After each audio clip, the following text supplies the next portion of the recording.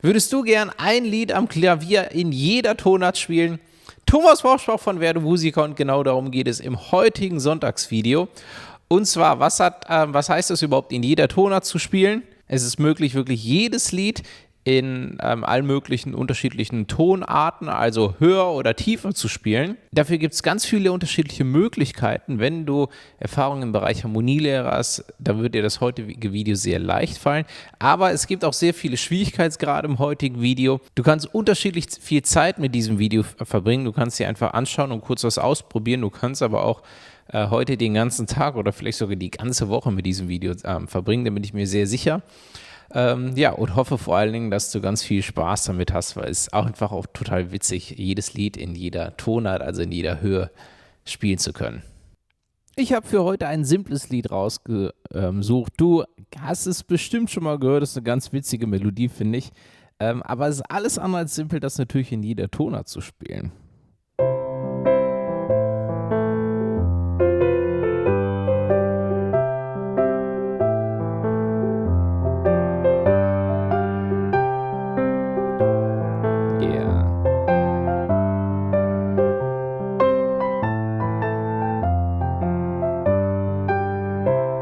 Ja, also das war's schon. Die Akkordfolge ist ziemlich schön, legendär, bekannt und simpel und zum Beispiel in anderen Tonarten einen Halbtonschritt höher wäre da.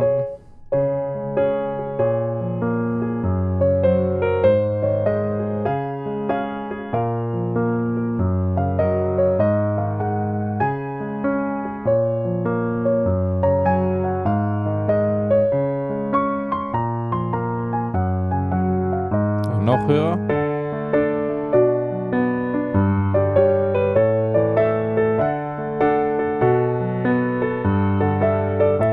Ja, und so weiter. Was übrigens die Wirkung ist auch schön, dann immer höher zu gehen.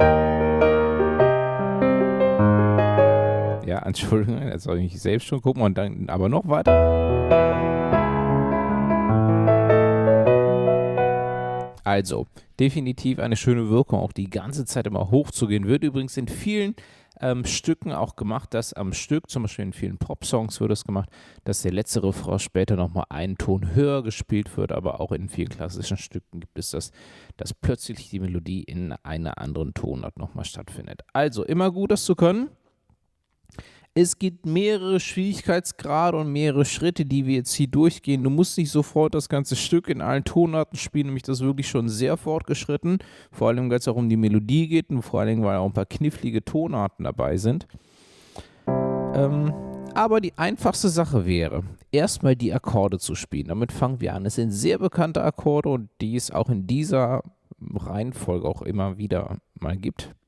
C-Dur, A-Moll, F-Dur und G-Dur. Das wäre jetzt die erste Übung für dich, das so zu spielen. Auch in der Grundstellung C, E, G, links ist C. Dann A-Moll, A, C, E, links ist A. Dann F-Dur, F, A, C ist es, F und alles eine weiße Taste nach oben. G-Dur, G, H, D. Ja, und das einmal so spielen, den Akkord nur einmal anschlagen. Und dann 1, 2, 3, 4, 1, 2, 3, 4. Also das ist die Basis. Das gilt es als allererstes zu können. So, dann kannst du hier ein bisschen, im nächsten Schritt ein bisschen Rhythmus reinbringen. Zum Beispiel ein bekannter Rhythmus von dieser Sache ist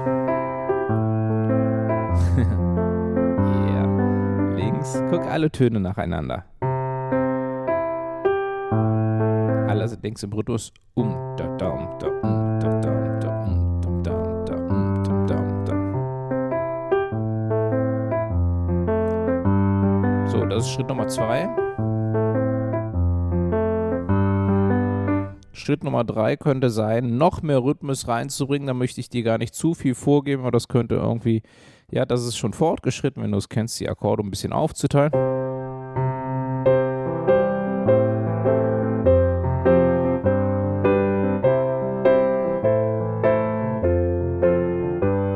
Guck mal, hier habe ich eine linken Hand, die ist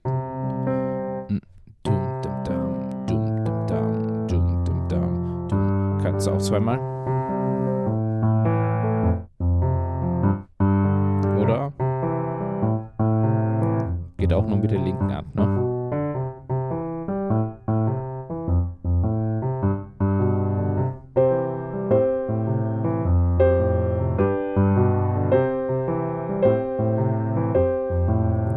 So, aber kommen wir zum Eigentlichen, nämlich das ist es halt, diese Akkorde in allen anderen Tonarten zu spielen.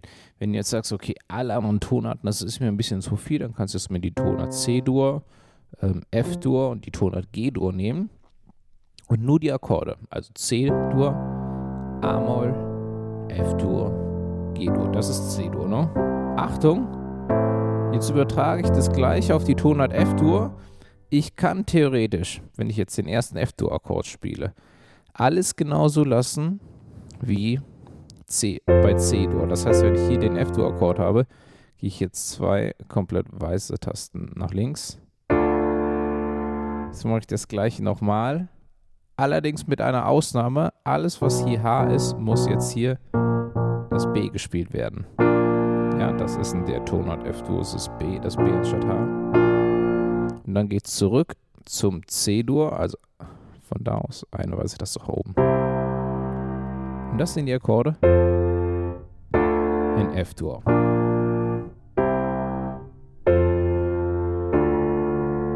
Nehmen wir mal G-Dur, auch hier. 2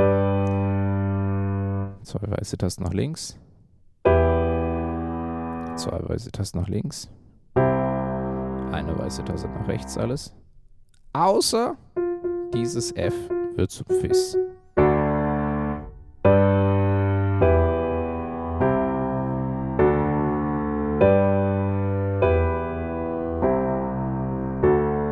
So, das wären zum Beispiel 3 wichtige Tonarten. Eine andere Herangehensweise, wenn du jetzt C-Dur in Cis-Dur spielen möchtest, also einen Halbton nach oben, könntest du theoretisch einfach jede Taste, und das ist für den Anfang auch gar nicht so schlecht, das mal so zu machen, einen Halbton nach oben bringen. Aus dem G wird das Gis, aus dem E wird das F, aus dem C wird das Cis und hier aus dem C wird das Cis, aus dem C wird das Cis. Jetzt kommt das nächste, muss man natürlich wieder abzählen. Keine Frage, das ist ein Prozess, der dauert. Aus dem E jetzt von A-Moll, aus dem E wird das H, aus dem A wird das aus dem Cis, aus dem C wird das Cis und aus dem A wird das A ist oder B. Sieht erstmal komisch aus, aber ist richtig. B-Moll ist das. Ja, das ist zum Beispiel, wieso ist das eine hervorragende Übung, wenn du bisher noch gar nicht in anderen Tonarten vertraut bist? Dann kannst du hier du wirst es halt lernen. Jetzt hast du Cis-Dur und B-Moll. Ja, und wenn du das, auch wenn du das ganz, ganz langsam machst und dir ganz viel Zeit dabei lässt, dann wirst du so nämlich einfach mal alle Akkorde spielen lernen mit der Zeit. Ja, also ist eine andere Herangehensweise als die traditionelle, sich Akkorde selbst rauszusuchen und zu merken. Aber in der Praxis definitiv auch vor allen Dingen, weil es mal eine andere Herangehensweise ist, auch eine, die definitiv langfristig hängen bleibt. Das kann ich dir versprechen. So, nächste wäre dann C-Dur, A-Moll, F-Dur. Vom F-Dur gehen wir an aus dem C-Cis, aus dem A hier das A ist, aus dem F das Fis, aus dem F das Fis, aus dem F das Fis. Dann haben wir Fis-Dur.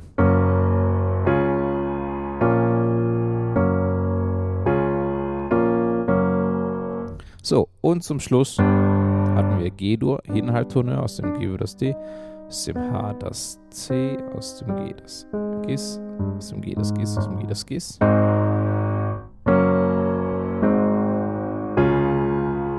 Und schon haben wir alle Akkorde in der Tonart Cis-Dur. So, und so kannst du jetzt die ganze Zeit hochgehen.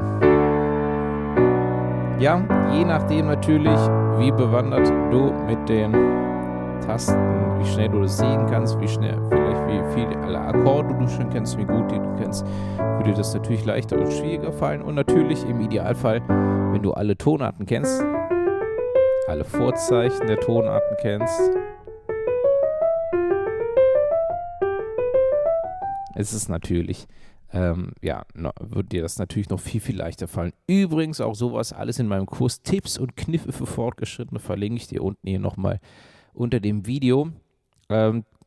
Ein sehr umfangreicher Kurs, da geht es noch um viel, viel mehr Dinge und auch um die wirkliche Herangehensweise, was da harmonisch wirklich hintersteckt, wieso das eigentlich alles nochmal so ist. Okay, pass auf, letzte Aufgabe jetzt für Cracks. Die Melodie. Die eigentliche Melodie ist hier ganz einfach in C-Dur. Das ist der erste Überabschnitt, 3 C. Und dann geht es hier runter. C, H, A, H, C, D. Erster Überabschnitt, ne? Vom Rhythmus. Nochmal. Bam, bam, bam. Badam, badam, badam. Nochmal. So, der zweite Überabschnitt ist eigentlich genau der gleiche. Die Hand wandert nach rechts zum E. E, E, E. E, D, C, D, E, F. Das ist der zweite Überabschnitt. Jeden Überabschnitt gut wiederholen, oft genug wiederholen, gut einprägen. Der dritte. Ganz einfach, einfach nur G und C. Dann kommt der vierte. Entschuldigung. Das ist vom A bis zum D einmal komplett runter. Allerdings rhythmisch. Bam, bam, bam, bam, bam. Bam, bam, bam, bam, bam. Bam, bam, bam, bam, bam. Okay. Und der letzte, Achtung.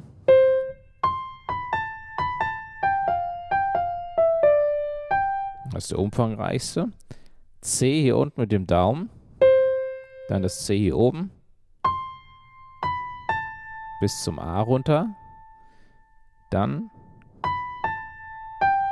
vom H bis zum G. Also, ja, das kann auch ein Teilüberabschnitt sein.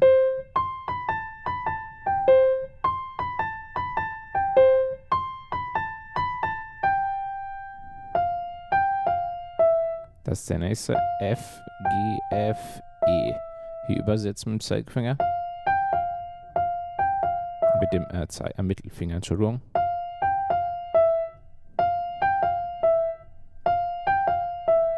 Und zum Schluss Zeigefinger D und G. Nochmal.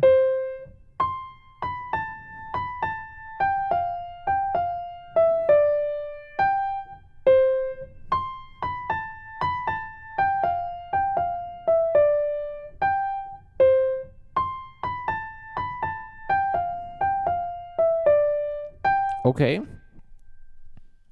Ja, dann die ganze Melodie zusammen.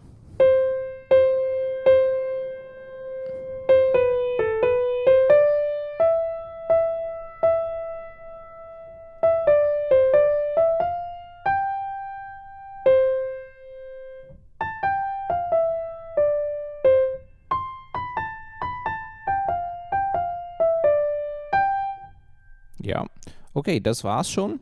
So, dann beide zusammen. Zum Beispiel, guck mal, ich spiele hier gerade. Ich habe ja vorhin gesagt, es gibt so viele Möglichkeiten. Die einfachste Möglichkeit wäre nur, den Akkord zu legen. Übrigens, wenn dein Ziel ist, einfach durch alle Tonarten zu kommen und dir das sonst alles so viel ist, halt den Rhythmus lieber einfacher. Kannst auch einfach nur den Grundton spielen.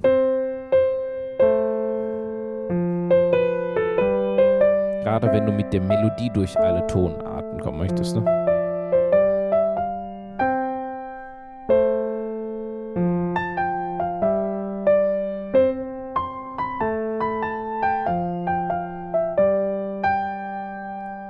So, mal mit den Akkorden.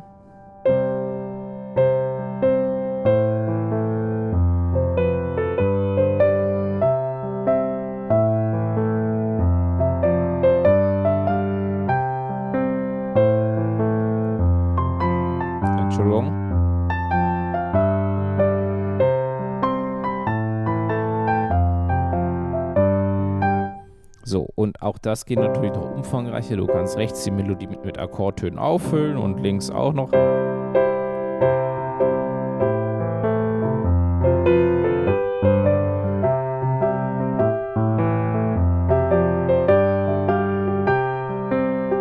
Ja, okay, aber pass auf, kommen wir jetzt zu den Melodien einer anderen Tonart.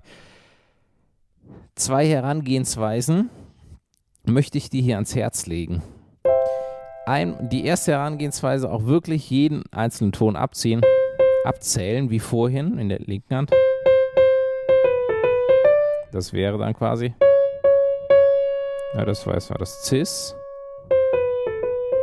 So, das H wird zum C, das A wird zum B. Also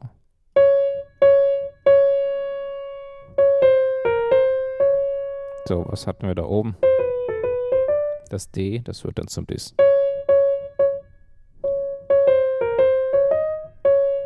Ja, okay, also so könnte es gehen. Das ist Möglichkeit 1. Möglichkeit 2, ausprobieren und hören. Ja, ist definitiv keine falsche Herangehensweise. Den ersten Ton natürlich merken, aus dem C wird das Cis und dann einfach mal ausprobieren. So geht's nicht. Yam, bam, bam, ba, da, da. Ja, auch gerne dann vorsingen. Do, do, do, lo, do, do, do.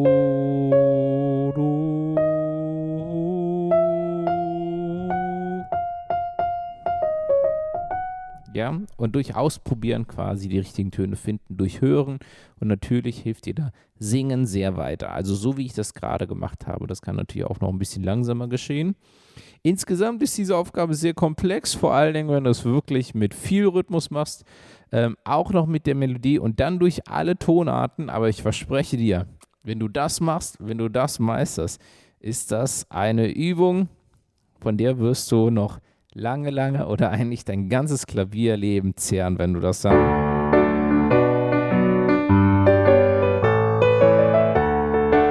so spielen kannst.